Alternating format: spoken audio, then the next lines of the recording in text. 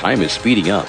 Chaos is shifting into a new level, and we feel the pull to unlock the mysteries of the universe. Timeless spiritual wisdom offers the point of stability to navigate these times and to open our greatest potential. So sit back, relax, and enjoy the fun and knowledge of visionary best-selling authors Shri and Kira as they explore these mysteries and invite your higher love to come forward. And now, here are Shri and Kira. Welcome to Explore the Mysteries. I am wisdom teacher Sri Ram Ka. And I am Master Lady Kira Ra. And in this episode, I'm excited. And I know you are too, because we're talking about activism. It is the springboard to passionate action. There is a vast difference. This is something that has been building in our lifetime, Shri, and more, and expanding. And it's a heated subject. There's a lot to share. So welcome, grab your favorite beverage, sit down, and let's dive. And Shri, I know we're diving in a lot of beautiful places. Where are people diving in to join us tonight? We want to do a shout out and a welcome to all of the listeners from AM FM 24/7 and the affiliate stations throughout California and other states in this beautiful country of the U.S. And also we are at YouTube, at Oneness Talk Radio and iHeart, and there are other affiliates. I don't remember all their names. OneNessTalkRadio.com and of course so many others. Welcome. And remember, if you have a question for Shri and I about anything we've said on a show, or you have a show suggestion, always feel free to send us an email to guest, G-U-E-S-T, that's guest, at shriandkiraradio.com. We love hearing from you and are always excited to receive news about your experience as you explore the mysteries. And, if this is your first time with our show, thank you for joining us. And just a reminder that this is our service to the world. Shri and I this show for us is the meaty show, right? This is the show where we do what we can't do during our Sunday service, which I hope you're joining us for. And that is, of course, Shri and Kira Live, the voice of passionate action, every Sunday at noon Pacific time over at YouTube at Official Shri and Kira. You want to join us live? We're actually live with you in real time. A wonderful time to join us. So this show is, I call it the mini documentary series. Okay. Yeah. And you know why. Because we are exploring in greater depth the issues that are important to our own evolution, for all of us. And tonight's topic... The questions that people don't want to look at, right? Well, yes, sometimes they don't want to look deeply enough. That's so true. So tonight we are exploring activism and how it can be a springboard for your passion and passionate action. But those words need a little definition, a little discussion. Yeah, I was just hearing people going, now, Shri, wait a minute. I got activism, but what is passionate action? And why would I even care, right? So let's go there. Well, let's start off with understanding. I think that's a good place to begin. Activism has been around for a long time, and it's especially reminiscent for folks of the baby boomer age of the whole Vietnam and Martin Luther King and all of the activistic issues that really found their springboard in the 1960s. Yeah. And that's when activism really moved forefront. And it also expanded its depth. Yeah. It became, there were more issues coming up. There were more things that were being discussed. We felt more empowered to actually say what it is we wanted to expand. And so there was also, with this activism, with this expansion, there was also this sense of, well, wait a minute, there's more injustice. It was interesting that activism actually bred a greater sense of injustice. Well, and it creates a polarity, because even in the Webster's Dictionary, they define activism as a doctrine or a practice that emphasizes direct, vigorous action. I like that word, vigorous. Yeah. Not action, vigorous action. Vigorous action in support or opposition to one side of a controversial issue. Now, there's so much to unpack in that definition alone. Oh my gosh. So what they're saying is there's a push energy, and you're pushing an agenda. You're either opposing somebody else's agenda or you're promoting your own. It's like the essence of polarity. It even has in there one side. Exactly. One side of a controversial issue, meaning there's only one side. And that is the traditional, the densified experience of activism. And it has that sense of justice. Well, that's right. It has a sense of right and wrong and kind of a winner and loser sort of mentality. No, definitely. And so traditional activism was people gathered together because their hearts were agitated by a perceived injustice. Yeah. They wanted to shift something. Yes. Now, all forms of activism can either be narrowly focused or more broadly focused. And in the most narrow focus, they're very self-centered. It's I want to build a building and I need to get it rezoned so that my commercial enterprise can profit. That's a very narrow form of activism to go out and get the votes. Well, now wait, I want to stop right there because I think it's important to say that what you're really demonstrating here, Sri, is that activism has a lot of different nuances. Yes. Because many people may not even understand that what you're sharing is an activistic energy applied toward a self-absorbing experience. Yeah, for personal gain. All personal gain. And, it's really funny that, and it's just, I was writing about this earlier today, 99.9% of the people on the planet, 100% of the time, are only motivated by what's in it for me. Mm.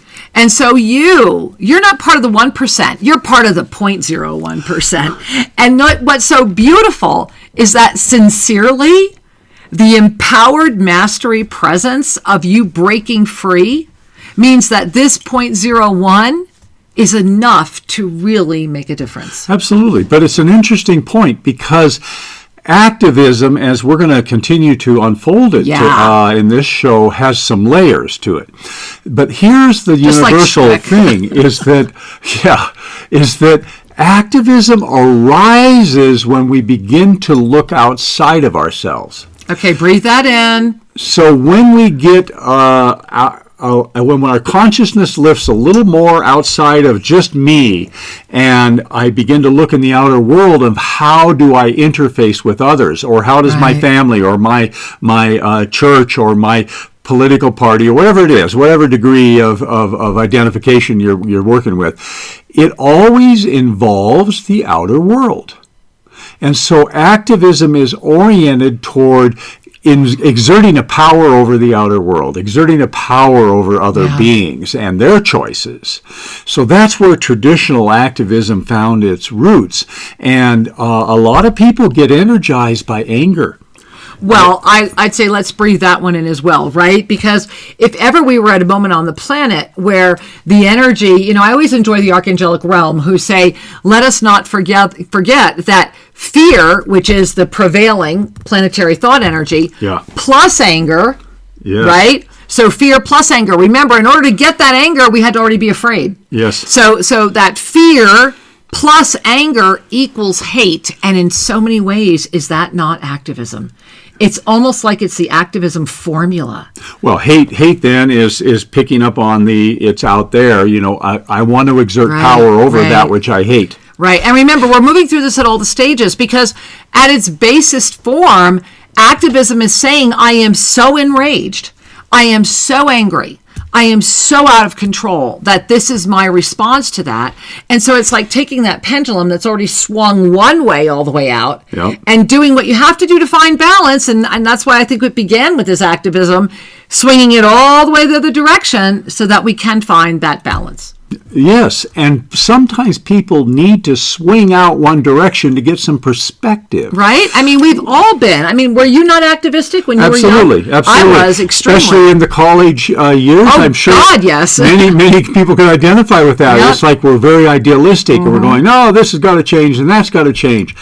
And this is how we stimulate our own inner perspectives and find a deeper level of truth. But I'll tell you what, people must find a sense of confidence and trust in order to have any degree of wholesome discussion. Yeah. And this is where, activism is not does not require that you shout loudly using social media, although many activistic folks are shouting loudly. And it's kind of interesting how social media has invited a lot of that energy, which is a whole other discussion. However, and we'll have it. Yeah, absolutely. But where we're going today is to understand the relationship between activism and your own personal evolution of consciousness. Breathe that one in. Because what Kira and I are about is the upliftment of consciousness, the ascension of consciousness. And what is really critical here is that mankind is doing this naturally. However, with education and mutual respect, we can do it a whole lot more rapidly. So there is a natural evolutionary process at work. And I want to give you an example of that. We just read the definition from Webster that activism is a doctrine or a practice that emphasizes direct, vigorous action in I can feel that. in support or opposition to a side of an issue. Traditional activism. In Wikipedia, they define it a little more softly. In Wikipedia, now, and I just want to paraphrase or emphasize, Wikipedia wasn't around as long as Webster. Right. So this is also part of its own evolution, is the perception of the experience. And that perception of the experience is what's coming through in these definitions. And so in Wikipedia, they say activism consists of efforts to promote, impede, or intervene in social, political, or economic, or environmental reform, with a desire to make changes in society toward a perceived greater good. Yeah. So consider that. As opposed to just saying, I oppose it, they're saying, no, we have a proposed greater good that we're wanting to actually impose upon others because it's our version of what ought to be. Now, but that is a little bit more heart-centered. It is, but I have to jump in here, Sri, because just really stop for a minute. So what you're sharing, and this is really valuable to anchor and discern, because this is that moment where if you can take the broader context, so whenever you are passionate about something and you really believe in it, then you feel committed to proposing that as an alternative. And when you can lift above the being that's looking at that, which is where, as Sri is talking about, this is where the ascended heart and that compassion begins igniting the greater you. When you can lift above that, that's when you begin to notice the limitation of it. Yes. And it also calls forward in you the understanding of the all. It's actually the mastery moment where you can break free of that limiting belief and appreciate all sides, because all beings have the same passion for what they're feeling that you have for what you're feeling. It's the moment of getting it that, of course, it's going to express differently. That's why we're here, but not cutting it off because it's not what you're expressing. Right. It's a profound, you're at such a critical point, Sri. I wanted people to just stop and go, let's listen to what Sri has to say. Well, thank you. It's important that we recognize that most forms of activism are really saying, I want the world to be better educated. If we look beyond the anger and the polarity of it, because activism has this push energy saying something out there is wrong. Well, with dialogue and education, we might reach a greater level of consensus about what ought to be going on. But when we simply push, when we simply shout, what we're doing is we're coming from a level of consciousness that is deeply rooted in polarity. And polarity does not unify us. Polarity separates us. Polarity is the dance of good and evil, higher, lower, right and wrong. And whenever we're in that dance, we're never at peace. Now, I've got to just smile here because it makes it so simple, Sri. I mean, everything Sri said, it just makes it so disarmingly simple that, of course, activism is of a density because its own existence is because of the polarity. Yes. Because of a sense of imbalance, because of a sense of injustice. It's regardless of what your belief systems are, it transcends all of them. It is that invitation to lift even higher, that invitation to see the greater perspective. Well, exactly. And so consider for a moment the whole concept of lifting higher. Okay, I will. At the most core level, human beings that are deprived of housing, that are deprived of food, that are in terrible circumstances, do not, for the most part, have an activistic level of consciousness. They are in survival mode. Yeah. It's just about how do I get the food for my children. And sometimes that can be interpreted as activism depending on where they go to look for the food. But it's this survival mode consciousness. With the basic need for shelter and safety and food met, all beings then lift a little bit, and now they're looking at quality of life versus the quantity of the bare needfuls.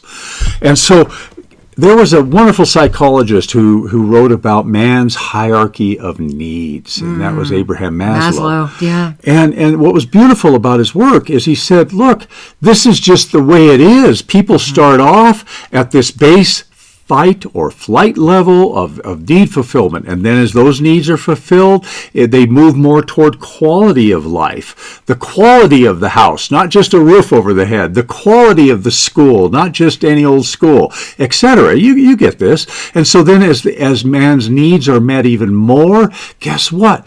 Human beings lift into their heart and are interested in the quality of life for everyone in the community. Right. That becomes a natural thing of the heart is more awake and available to notice how we need to share in order to create a harmony and a happiness in the environment that we share together. But that can't happen if the basic needs aren't met. And so this is the interesting evolutionary thing. And as we continue to lift into our own ascended consciousness, the springboard, the pivot point is always the heart. Now, I have to share the Pyramid of Spiritual Awakening, because we started talking about this. If you guys did not see last week's show, go back and watch last week's show where we first started talking about the Pyramid of Spiritual Awakening. And here's what's so powerful. That density consciousness right there, Sri, that we're seeing right there is the foundation. The foundation of the Pyramid of Spiritual Awakening. Okay, it is those preoccupations and that fear, right, that creates the anxiety, that keeps us in that lower chakra, that we're worried about safety, we're worried about our power, we're really based in a me-focused consciousness. And that activism is born from that perception of the injustice, that somehow the me has been affected to a point where the quote unquote irony is that your heart is awakening. And that's what I want to bring you all right here to, is the spiritual activism. When Sri and I first put this out there, way back when we first put that out there, we were still not fully anchored in spiritual activism. And I'm talking about globally, as far as the consciousness of humanity. The consciousness of humanity had just begun to really enter into the early stages of spiritual activism. Now, in order to arrive there, it means that your heart has begun to awaken. Yet through that awakening, it's awakening just to a greater sense of us. Yeah. And that is such a huge lift. It's massive, because you're going from that me to us, which means you're also learning how to love yourself more, which means you're also entering into that doorway of passionate action. Yet that heart can be the same limiting, binding trap as it is the expansive opening that lifts. And that's really where we are right now as a species. Well, yeah. So this Pyramid of Spiritual Awakening describes the journey of the evolution of consciousness, moving out of density consciousness, which is very egoic. It's all about me, into spiritual activism, which is it's about us. But the problem is that the ego remnant from the density is saying it's my us, not your us. It's my country, not your country. My religion, not your religion. It's all good as long as you believe my way. My affiliation. Right. And it's very interesting how spiritual principles will be applied within the boundary of my group. If you're in my group, I'm going to offer you a sense of equality. But if you're not in my group, then you're not as worthy. I oppose you. So what's the word we're looking for? It's judgment. Judgment. It's judgment, right? There it is, guys. Whenever there's an essence of judgment, you are outside of your ascended presence. And so this is one of the things. It's an improvement on being selfish. Absolutely. It's an improvement. So we go from density into raw activism into spiritual activism, which has elements of heart energy in it. But it still carries judgment, and it still has a divisive energy. There's an energetic principle that many people know. It's called what you resist persists. Oldie but goodie? It's an oldie but goodie, and what it's really saying is when we energetically push against someone, something, or some belief, it actually offers the thing we're pushing on. It gives it more definition so it can push back. Yeah. And we actually fuel that which we're trying to stop. And then we get addicted to the tension. So what happens at those levels of consciousness is that people are kind of empowered by their anger. Yeah, breathe that in, because I know you're feeling it. Shri, as you're sharing that, I'm like feeling tenseness. Yeah. Yeah. It's important to recognize that everybody wants to feel a sense of power. Yeah. And so when we, in the earlier years, if we get our power by getting mad, or opposing something, or we get power by joining a group, and then there's the group energy that empowers a sense of belonging, and that we can push out there in the world feeling safer. And those are, in my opinion, those are like training wheels for empowerment, which is a higher order of power. And we'll talk about that as we unfold the show a little further. Activism. And so let's think about this evolution of consciousness as we have been evolving through this, because we opened up by saying, well, what is activism and what is passionate action? So let me close that circle right now, because we really want to be expanding that circle a lot more, because here's the key. Humanity, and you know what, guys, I'm going to put that beautiful pyramid of spiritual awakening right back up here again, because I really do, for those of you that are able to see us, I want you to look at this again. So it is a pyramid, and the bottom is cut into 4 sections, 4 floors, so to speak. The landing pad, where we all are born, is density consciousness. This is where activism is born, because it's actually a way of ascending. From the minute we are born, we are ascending.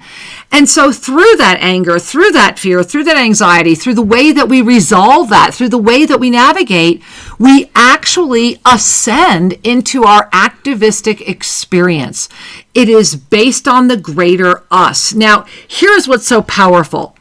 Traditional activism, which was like the lower strata of the spiritual activism experience, right? So it was very much more about finding our third chakra while starting to tingle our heart. But yet in the 60s, we were still very much healing our root and our second chakra, a lot of free love and sex. And so it was very much about really finding this healing of density consciousness. And as we entered into this basic activism in the 60s, that grew and grew through all of the harmonic convergence energy of the 80s, through all of the other ways that we were growing. It ignited that heart. And what happened was that heart became complacent. It was very happy. And this is how spiritual activism was birthed. And this was very much the energy around the millennium. The millennium was very much about spiritual activism, and my pathway is the right pathway. And, unless you know the right words, you're obviously not who you think you are. All the other weird things that would go on. Cool. That's spiritual activism, and it still happens today. But here's the blessing. Passionate action is right now.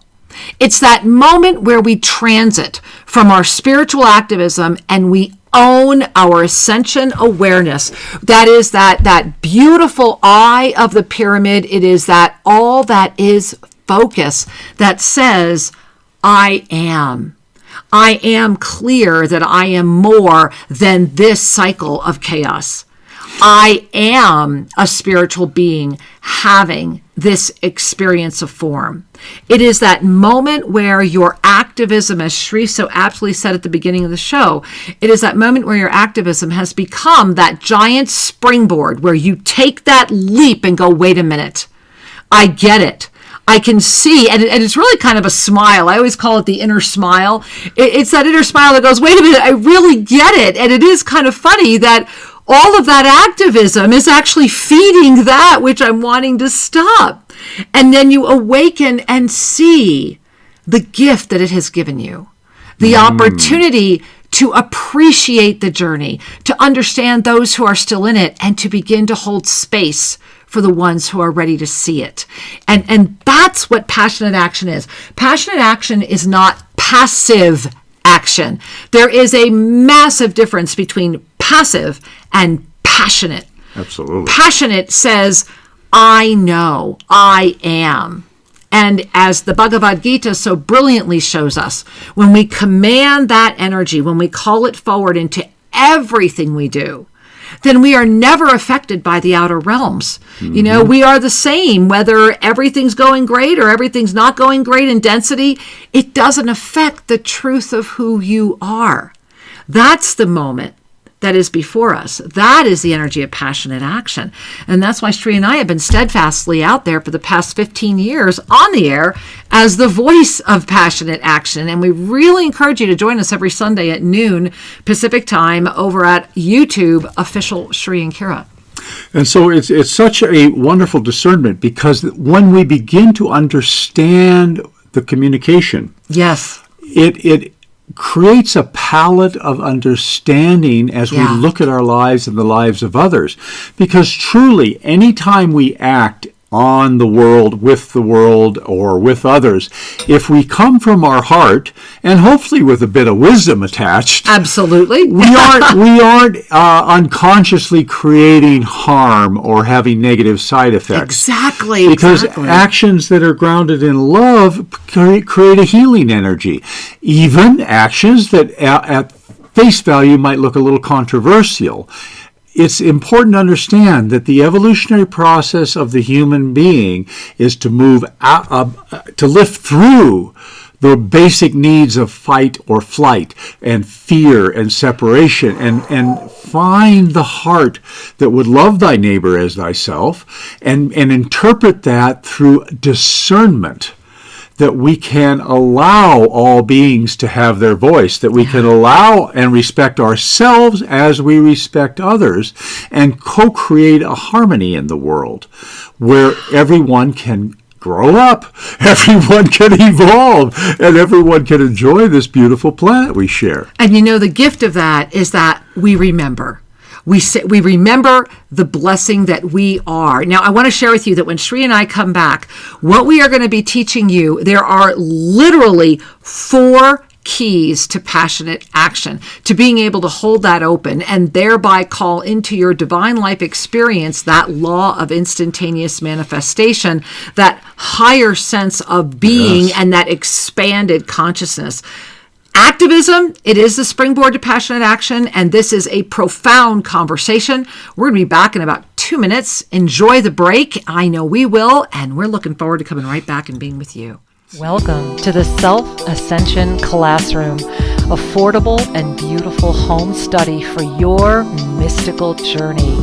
Imagine the gift of studying everything that you've ever wanted at home and on your time. Yes, it is possible, and there is so much to choose from as you dive into your home study experience. Remember that with every moment you spend studying this gift, you ignite your divinity. Imagine the mysteries of the Tohil and the crystalline clarity and radiant abundance of Vesa, a mastery balancing technique and certification process, and then cosmic life regression. Travel the universe and remember. Allow yourself the gift of navigating the inner matrix. This beautiful Ascended Mastery program of the Violet Flame will take you to places you may not have dared to dream to go, and then you will rediscover the true gift of your divine nature. Yes, the time is now to study the ancient mysteries, and it's so easy to begin. Discover the Self-Ascension Classroom only at ShriandKira.com. That's ShriandKira.com. Namaste.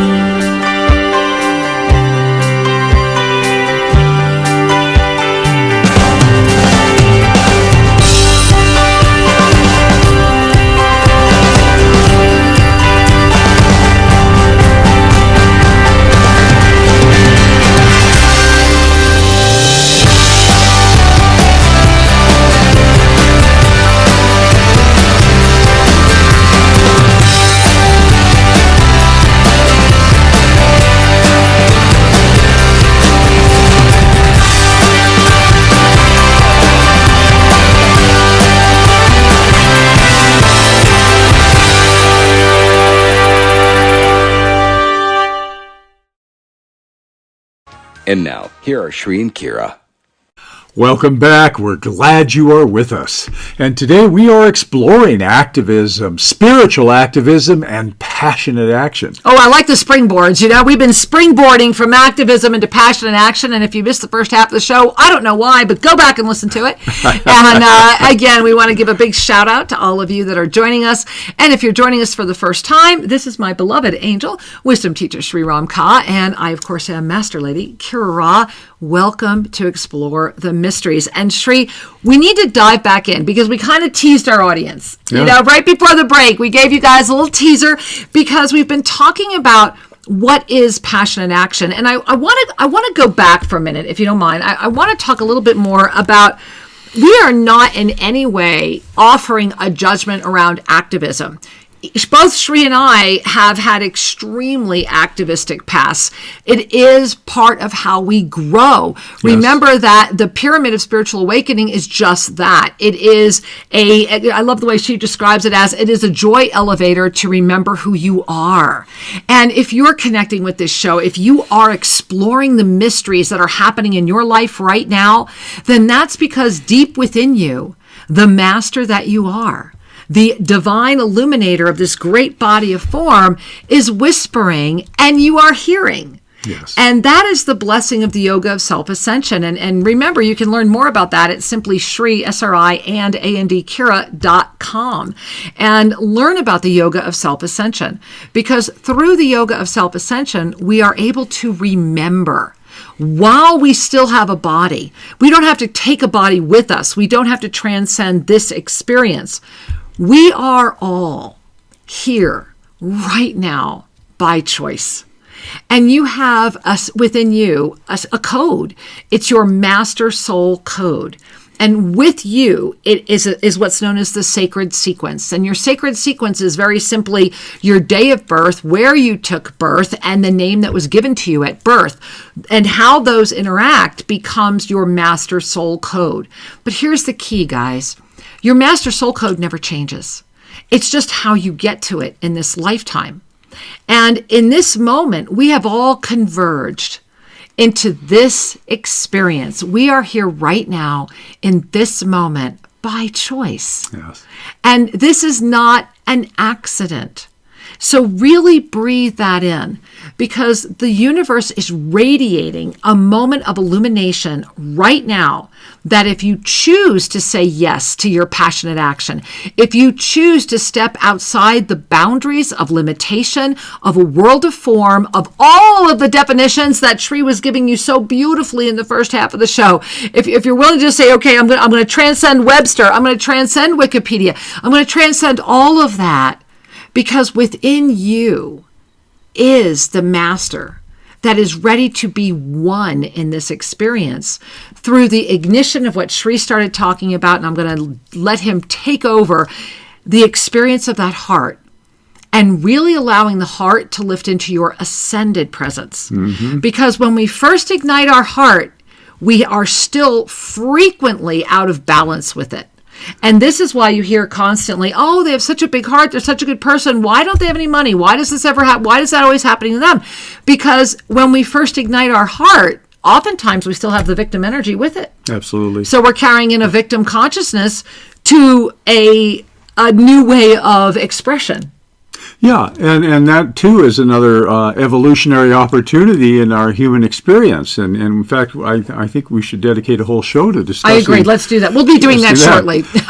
Last week or last episode, there it was. We talked about consciousness and the perennial questions of why am I here, who am I really, or what am I really. Great episode. You should go watch it. It's important to consider that one of the reasons you're here right now is to experience the infinite unknown that is underpinning your personal reality. That there is an infinite reality that is beneath all subjective realities. Right, the perennial philosophies. And so that's an abstract way of saying you're here to discover your inner self, the truth of your being, which is connected to the infinite.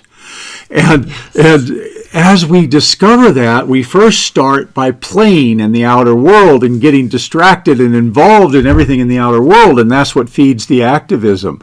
And later on, as we begin to find... It's actually an expansion. It is an expansion. Yeah, because you're finding all these new things and ways to feel about them. It's a way to activate consciousness. Exactly. You know, until you touch the burner and say it's hot... How do you know? Hot's just a concept. Exactly. And as soon as we touch a flame and we go, oh yeah, that's hot. Got that one. Well, now we have direct experience. Yes. It's that way with your nature, with the divinity within. I believe every human being wants direct experience of your beautiful divine nature. And so here we are, growing in awareness, growing in wisdom, growing in consciousness throughout our lives. And the purpose of our lifetime is to activate that. And some people go very quickly. Some people hang out in certain levels and opportunities. And it's all good. It is all good. That's one of the levels of mastery, is really knowing it's all good. You know, you don't have a beautiful tapestry if there's not lots of colors, or at least some variety. And part of that, you could use that metaphor as a representation for levels of consciousness. Yes, absolutely. We appreciate life as we transcend whatever was, meaning as we grow from childhood to adolescence, and through adolescence into adults and younger adults, and raise children and have families, look at all of that cultivation of our consciousness. And it's beautiful. So activism is like that. It is a way of imposing ourselves upon the outer world, and it starts off fairly crudely, meaning black and white with no nuances of harmony, which is my way or the highway kind of thing. Yeah. And then it evolves into a more sophisticated sense of balance and cooperation. One of the things that I learned years ago when I was studying permaculture was how some plants cooperate with other plants, and how we can maximize the yield of a garden if we plant the beans under the corn. And we do things like that because of what they're doing to the soil, nitrogen fixing, and how some plants need a little shade and others want to be right up there in the sun. Well, it's like our coffee here, right? We have a beautiful field of coffee we planted, and then we put in all these tree tomatoes to shade the coffee. To shade the coffee. And aren't we all a bit like that? Exactly. You know, are you the coffee or the tree tomato? And some plants grow better in shade. Archangel's on kill. Thank you very much. And so we have to smile at this whole process and to say, isn't it fantastic that we live in a world where we get to explore, learn, and evolve. Explore, learn, and evolve. And you know, that's the whole reason why we're here with you every week on Explore the Mysteries, to do exactly that, to explore these topics, to learn through the moment that is here right now, and to say yes to our collective evolution. We are at such an incredible moment, and this is why Shri and I have been that voice of passion and action for the past 15 years solid on the air, going into our 19th year of public service. And so we teased you before the break that there are 4 keys to passionate action, and these are all about an activity. So it's that key to passionate action is an activity. Remember, it's passionate action, not passive action. and so often it's misunderstood that when we move into that multidimensional presence, which is as simple as loving yourself more. Remember, it's when we ignite that heart, when we say yes and find that compassion for ourselves, that we are able to wrap ourselves in that compassion and hold in that fifth dimensional or higher self presence so that we can really see the broader view, ignite the inner smile of our own journey. This is where passionate action becomes a radiant, illuminating, guiding light that then invites us to free those judgments we were talking about, which lifts our consciousness even more and brings us into that moment of the law of instantaneous manifestation, where we have released the addiction to the anxiety of the activism. We have let go of the anticipation of something going wrong. We have cleared our doubt. We have said yes to the truth of who we are. Imagine how much energy is free for you to be constantly inspired, revitalized. This is where the reverse aging begins. This is where the creation energy comes in. And then the physical body starts saying, oh, are we at that moment? Yeah. All right, cool. All right, well, then I can start doing this. And so we are collectively here. That is the blessing of passionate action. And so let's talk about those 4 keys, because I know I want to make sure that I'm anchoring that straight. Well, passionate action, as you're inspiring me here right now, it really is the key to your own rejuvenation. In every it's way. The essence of resurrection. Resurrection there it is an act of love. Yes! Resurrection is an act of love. ... Sri Ramka. And so the key here is Yes. as we cultivate our discernment and say, hey, I care about things in our world. All right, number 1, passionate action is grounded in the heart and derives its energy from love. It's fueled by love, not anger. Let's start that again. So 4 keys to this passionate action. Number 1, let's say it again, Sri. Passionate action is grounded in the heart and derives its energy from love. Grounded in the heart, deriving its energy from love. And that begins with you. It is love of self, saying yes to you, lifting above into that divine moment, that exquisite gift of surrendering that which is seeking to stop you and saying yes to you. So breathing that in. Yes. Yeah, right? Well, so now that we have this action, what we're looking for is grounded in love. And I feel energy from that. Yes, a lot. I feel like I want to go out and do something. And that love you have to have the self-love component. It can't just be, if you love everyone else and you're not loving you, that's victim consciousness. No, we're giving from a fullness, not an emptiness. So remember, this all begins with you first. And so the number 2 discernment here is that the action that you're wanting to support does not interfere with the lives of others. And that is, in seeking your goal, you do not limit the lives of other beings. So really breathe that in. I just want to stop here for a moment, because if you've listened to Sri and I for years, as many of you have, and we love you so much and thank you for this amazing community. It just warms our heart. Archangel Zadkiel, Golden Rule 1. Right? Archangel Zadkiel, Golden Rule 1, years and years ago, when Sri Ramka asked Archangel Zadkiel, Archangel Zadkiel, talk to me about sin. And what did Zadkiel say? And Zadkiel said, to use your word, sin, if there would be a sin, it would be to interfere with the path of another, or conversely, to allow another to interfere with your path.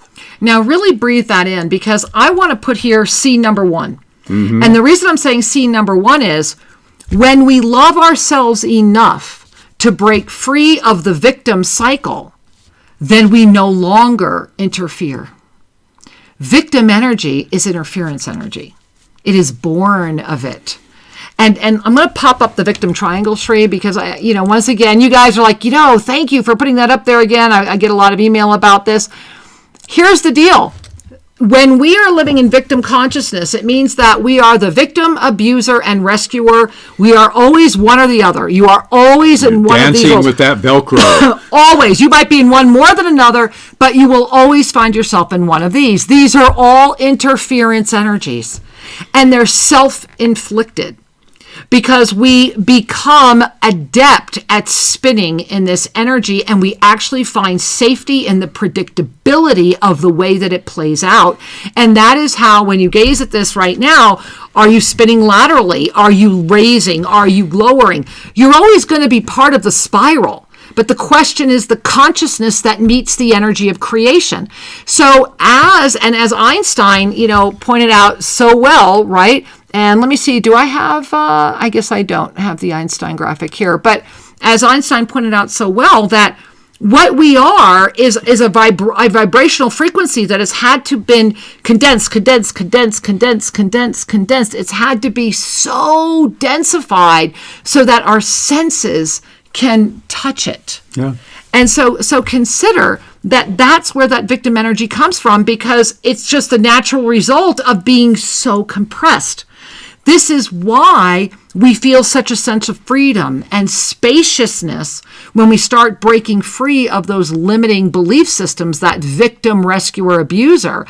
And we see beyond that through the compassion of our own journey and loving ourselves enough to be able to lift through that.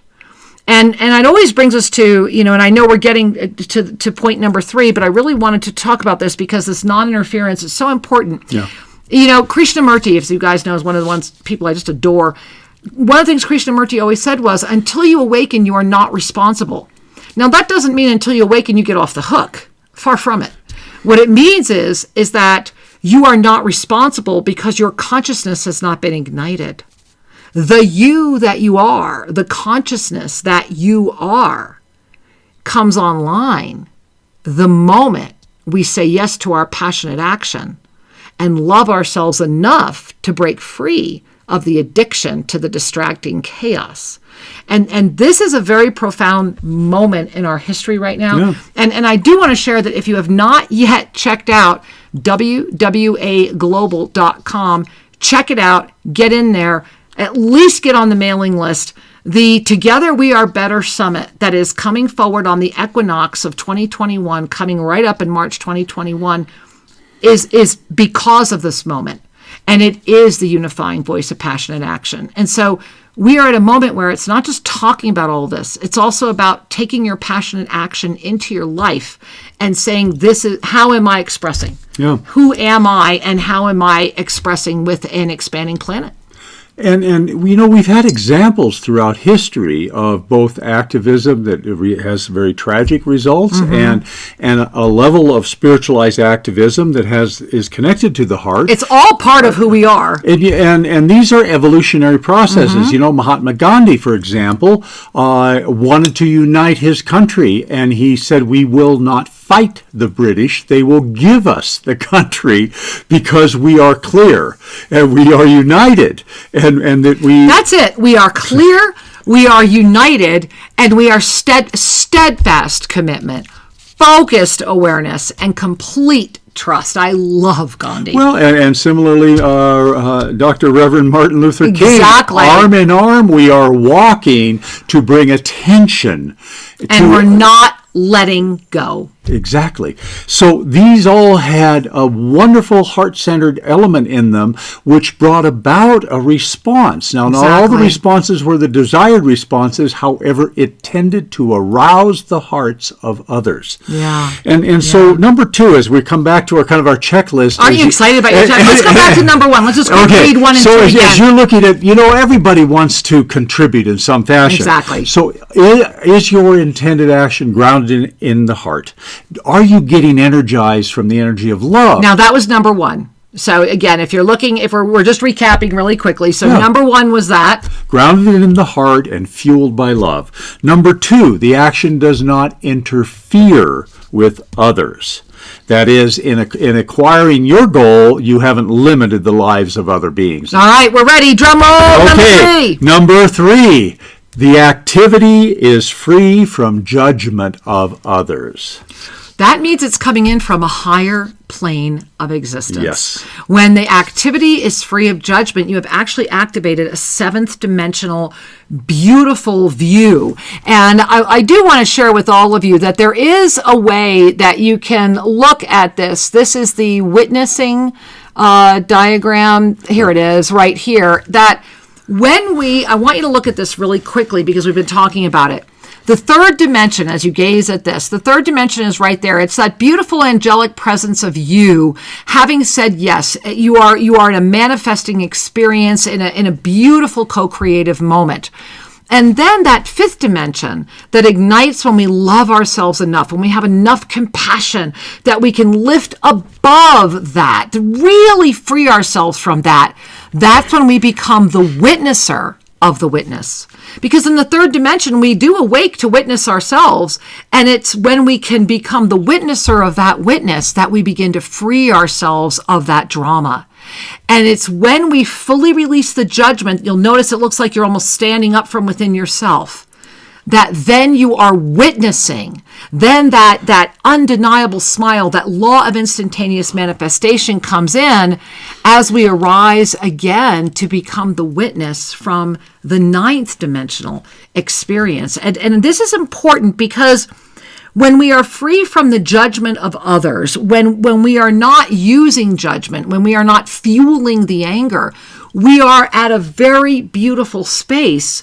And it's from that space that the solutions do arise. Einstein again, right? The solutions are not ever found at the level of consciousness that created them.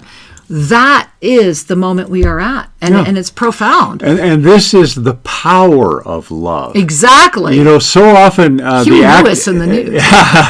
So often the activistic pathway is fueled by anger and judgment, and that there is this kind of payoff, this dysfunctional payoff when people, I'm right and you're wrong, and I'm angry and I have righteous anger. It gives people a sense of power. However, when we are fueled by love, we are inclusive and proactive. Yep. We are in our passion. Woo! Passion is the active component of compassion. Wow, there it is. Compassion is to look at other beings and see their divinity and appreciate the diversity and the beauty of our world. Yes. And passionate action is saying, I'm out there acting under the guidance of my own heart. And so this is why step number 3 is so important, is that it's saying I am doing this free from judgment of others, and I'm not using judgment to fuel the energy I have for my cause. It's coming from this pure sense of love. And that brings us to number 4. Now, everybody bring a hand to your heart, because here it is, right? We've done 1, we've done 2, we've done 3. I'm ready, Shri. Okay, that the action or the cause that you are igniting invites others to align with the action without coercion or blame. The action has its own attractiveness. It invites others, as they tune in, they kind of go, I can lend my energy to that. That ignites my heart. It's an invitation. And I love the rest of this, Shri, is that it is a clean, visible, heart-centered expression of passion or compassion in action. Yes. Passionate action invites alignment from others. It is always in alignment with the earth and with society and every bit of it. And it does not oppose. So passionate action, therefore, is a higher level of consciousness. Yeah. It's inclusive and inviting you to lift into an alignment that is healthy, nourishing, and supportive in whatever the particular venue might be. Well, it's unity consciousness instead of polarity experience, exactly. Right? And again, it's about the experience. Where is your consciousness? That everything that's happening on the planet right now, everything is saying, and I was asking this question the other day, how can we sleep when consciousness is starving? There is literally a consciousness revolution that is coming forward. And through that evolution, revolution, remembrance, through the consciousness, the greatest challenge, the greatest self-limiting moment before the all right now is spiritual activism that is witnessing itself debating consciousness. There is actually spiritual activism of consciousness, and how beautiful, how beautiful. And when these types of debates arise, the blessing is that they are an opportunity to once more lift again, to become that ninth dimensional witness again, to really love and see the greater evolution that is birthing, and to hold that presence in the crystalline, master-filled clarity without any agenda, void of ulterior motive, simply being in complete steadfast commitment, focused awareness, and complete trust, because there is only the channel of divine inspiration. What else could there be if we are ready to see who we truly are? And when we say yes to that, when we ignite that revitalization, when that moment comes together, that is when we anchor in at the yoga of self-ascension, the mastery presence of our divine being in full conscious awareness and harmony with our body. That is a life of passionate action. That is what Sri and I are. That is what we have steadfastly done in the public domain for over 19 years now. And the reason we're sharing this with you is because we know it. We know it because we live it. This isn't a concept. This isn't something we were told.